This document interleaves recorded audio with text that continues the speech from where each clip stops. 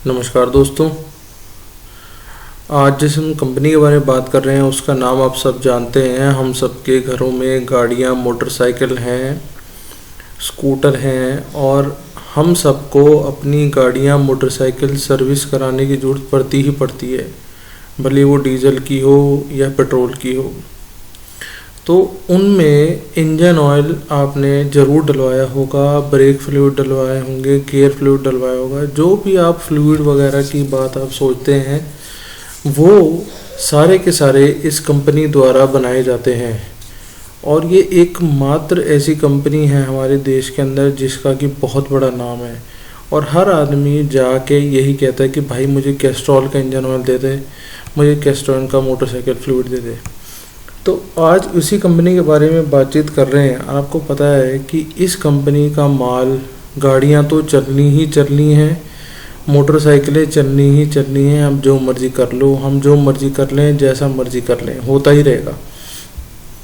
उसके अलावा हम ये देख रहे हैं कि अब ये लोग और भी चीज़ें खोलने लग गए हैं। वैसे तो मैं आपको पता ही है, इनके इंजन ऑयल आते हैं, लुब्रिकेंट्स आते हैं, ब्रेक फ्लूइड आता है, ऑटो ट्रांसमिशन फ्लूइड्स आते हैं, ग्रीस आती है, मोटर इंजन मेंटेनेंस वगैरह वो सब आता है इनका। ये तो आम चीज़ें इनकी चल ही रही हैं, पहले से ही चल रही हैं। अब ये इन चीज़ों को बढ़ाने लग गए हैं, गियर और ग्रीस वगैरह बनाने लग गए। अब इन्होंने क्या करना शुरू कर दिया, साथ साथ में ऑटो रिपेयर्स की इन लोगों ने वर्कशॉप्स खोलनी शुरू कर दी हैं। जैसे बाहर के देशों में बॉश ही होती है, इंडिया में भी बॉश की हैं। तो वहाँ पे गाड़ियों का वर्कशॉप के अलावा वहाँ पे जो भी उनकी ओवरऑलिंग है, जो भी उनका काम है, वो सब हो रहा है। और आप ये समझिए कि मैं आपको सिर्फ यहाँ कंपनी की वर्किंग दिखाना चाह रहा हूँ कि भाई कंपनी कितनी बड़ी है। आप ये देखिए, देशों के नाम देखिए। हम अगर हम अफ्रीका में ढूंढते हैं तो इतनी कंपनियाँ अफ्रीका के अंदर हैं, ठीक है जी। और आगे चलते हैं। अब अगर हम अमेरिका की बात करते हैं तो ये देखिए, अमेरिका में Brazil, Colombo, Afghanistan, Argentina. Asia Pacific तो है ही है हमारा। यूरोप, रशिया हो गया। मतलब आप कंट्रीज़ गिनते जाओ कि कितनी कंट्री में इनका व्यापार है। ये देखो, मिडल ईस्ट हो गया, ठीक है जी। और अदर कॉन्टैक्ट इन्फॉर्मेशन होगी। ये इन सारी, मतलब मुझे नहीं लगता कि दुनिया में कोई भी ऐसी कंट्री छोड़ी होगी जहाँ पे इनका माल नहीं जाता होगा। और हम ये समझ लें कि भैया इस चीज़ को रोक कोई नहीं सकता, इस चीज़ को कोई नहीं रोक सकता। रीज़न ये है कि गाड़ियाँ और मोटरसाइकिलें बढ़ती ही रहेंगी। जैसे जैसे आबादी बढ़ती रहेगी वैसे वैसे बढ़ती ही रहेगी। आबादी ना बढ़े, हर आदमी को भैया लगता है मेरे घर में 2 मोटरसाइकिलें हों, 2 कारें हों, जो भी हो, मतलब उनका सबका अपना सिस्टम है। तो हम यहाँ से हिसाब लगा सकते हैं कि ये कोई छोटी मोटी कंपनी नहीं है, बहुत बड़े लेवल की कंपनी है। हम इसे छोटा नहीं मान सकते। आप ये देखिए, इनके प्लांट्स भी मैं आपको दिखाऊंगा। ये कलकत्ता में एक प्लांट है, एक महाराष्ट्र में प्लांट है, एक दादर नगर हवेली में प्लांट है। तो इस तरीके से इनका बहुत ही बेहतरीन बिजनेस मॉडल है। और ये एक ऐसा बिजनेस है और ये एक ऐसी एक कंपनी है जिसको कि कंपटीशन देने वाले हैं तो सही, बहुत सारे लोकल बनते हैं, पर लोकलों की अपनी जगह है, इसकी एक अपनी ही खास है। जैसे हम जाते ही कहते हैं ना, फेविकॉल निकाल दो जी, ऐसी हर बंदा जाके कहता भाई साहब मुझे कैस्ट्रॉल का तेल दे दो। क्यों? उसे पता है मैं 2 पैसे ज़्यादा खर्च करूँगा पर चीज़ ऐसी लेके आऊँगा जो मेरी गाड़ी की इंजन की लाइफ को और अच्छा ही करेगी, ख़राब नहीं करेगी कहीं से कहीं तक। और हम नहीं चाहते कि हमारी मोटरसाइकिलें, गाड़ियाँ ख़राब हों। तो ये तो मैंने आपको थोड़ी बहुत दिखा दी इनकी वर्किंग कि भैया ये कंपनी कर क्या रही है। क्योंकि किसी भी कंपनी में पैसे लगाने से पहले आपको ये पता होना चाहिए कि भाई कंपनी का धंधा क्या है, कंपनी कर क्या रही है। सिर्फ बातें हो रही हैं, कागज़ों पे चल रही है, कहाँ चल रही है कंपनी, ठीक है जी। अब हम थोड़ा सा इनके नंबर समझते हैं कि इसके नंबर क्या कहते हैं। आज का भाव देख सकते हैं, 111 रुपये का भाव है, 136-37 रुपये का लगा हुआ है 52 वीक हाई, और 99 रुपये का लगा हुआ है लो, ठीक है जी, ठीक है। P13 की है, डिसेंट है अपने आप में। आप ये देखो 97-96-188, मतलब 9700 करोड़ की इनकी एंटरप्राइज की वैल्यू है।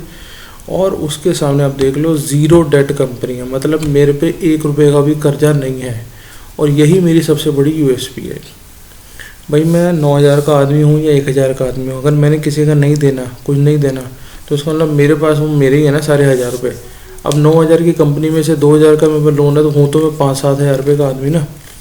तो उसके अलावा बहुत बड़ी बात है जी, डिविडेंड यील्ड है हमारे पास। मतलब बहुत सारी कंपनियां क्या करती हैं, पैसा तो कमाती हैं लेकिन डिविडेंड नहीं बांटती हैं। तो ये कंपनी उनमें से एक शानदार कंपनी है जो कि डिविडेंड भी बांटती है, अपने शेयर होल्डर्स के बारे में भी सोचती है। तो ये अपने आप में बहुत अच्छी बात है। सेल्स ग्रोथ देख सकते हैं, 40% के आसपास की सेल्स ग्रोथ है। 40% के हिसाब से 30% का हमारा प्रॉफिट ग्रोथ है। और रिटर्न ऑन कैपिटल एम्प्लॉयड देख लो 68%। मतलब मैंने जितने पैसे अपने व्यापार में लगा रखे हैं उसका 67% का रिटर्न है मेरे ऊपर। क्या शानदार रिटर्न है। और आगे चलते हैं जी। तो ये देखो, ये 2-3 और कंपनियां हैं जिनका कि ये और जो और बाज़ार में काम कर रहे हैं सिर्फ वो लोग हैं, पर उसके हिसाब से इसका मार्केट क्या सबसे बड़ा है। और आप ये देख लो, टाइड वाटर ऑयल वगैरह तो 1500 वगैरह पे हैं, ये तो 10,000 की मार्केट कैप, 9,000 साढ़े 9,000 का मार्केट कैप है। आगे चलते हैं, ये आप देख सकते हैं हमारा सेल्स ग्रोथ का चार्ट है। ये कोरोना वाला टाइम था तो इसलिए सब कुछ गिरा है, लेकिन आप ये देखो 3600, 3900, 3,000, सीधा 4200।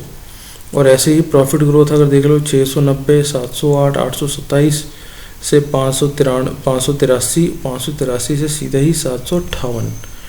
और क्योंकि मेरा सब कुछ गिरा था, कोरोना आ गया था, सब कुछ बंद हो गया था, तो सब कुछ गिरना ही था, तो उस हिसाब से ROE भी गिरा। पर आप ये देखेंगे अगले चार्ट, मतलब 23 के जो रिजल्ट आने वाले हैं उसके हिसाब से ये अपने आप आपको बढ़ता हुआ नज़र आ जाएगा।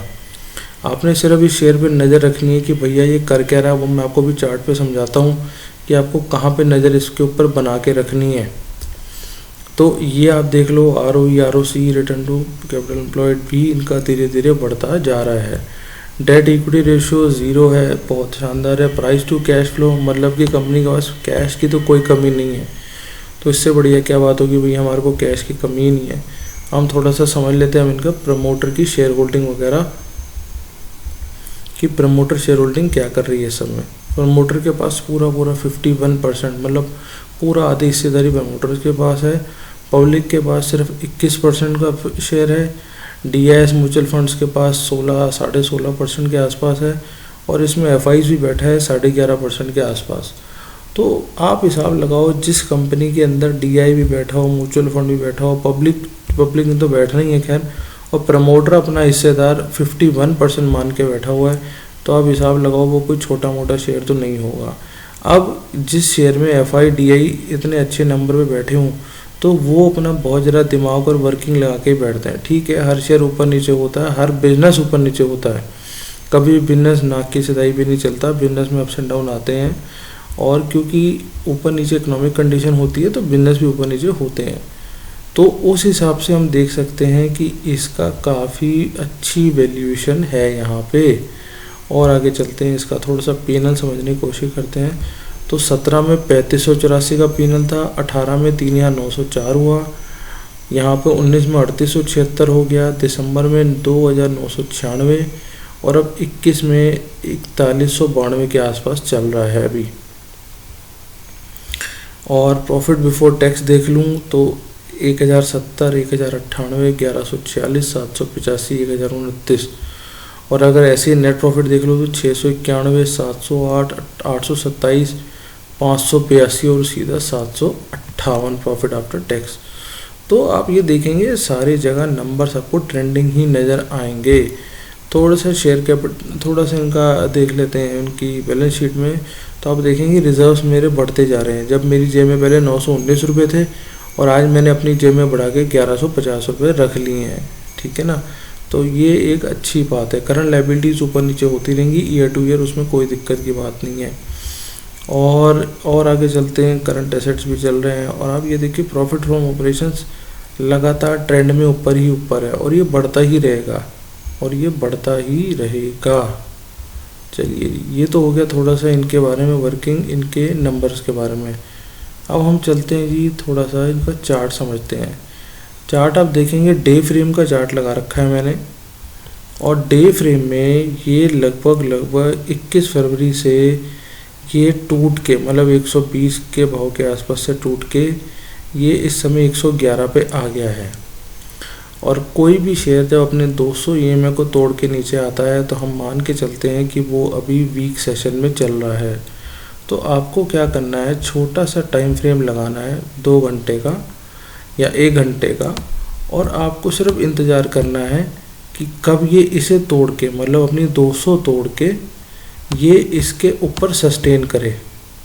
अभी तो टूट रहा है तो आपको कुछ इसमें नहीं समझ में आएगा क्योंकि ये नीचे जा रहा है, तो हम इसमें क्या दिमाग लगाएं अभी, ठीक है ना। पर दिमाग हमें इसमें ये लगाना है कि भाई अब तू क्या करेगा, कहाँ तक जाएगा, हमें सिर्फ ये समझना है इसके अंदर, ठीक है जी। हमें सिर्फ ये समझना है इसके अंदर कि ये कहाँ तक जा रहा है, जहाँ तक जा रहा है इसे जाने दो। आपको दिल करे तो आप लेके रख सकते हैं थोड़े बहुत, बाकी बाद में एवरेजिंग कर लेंगे, वो बात अलग है।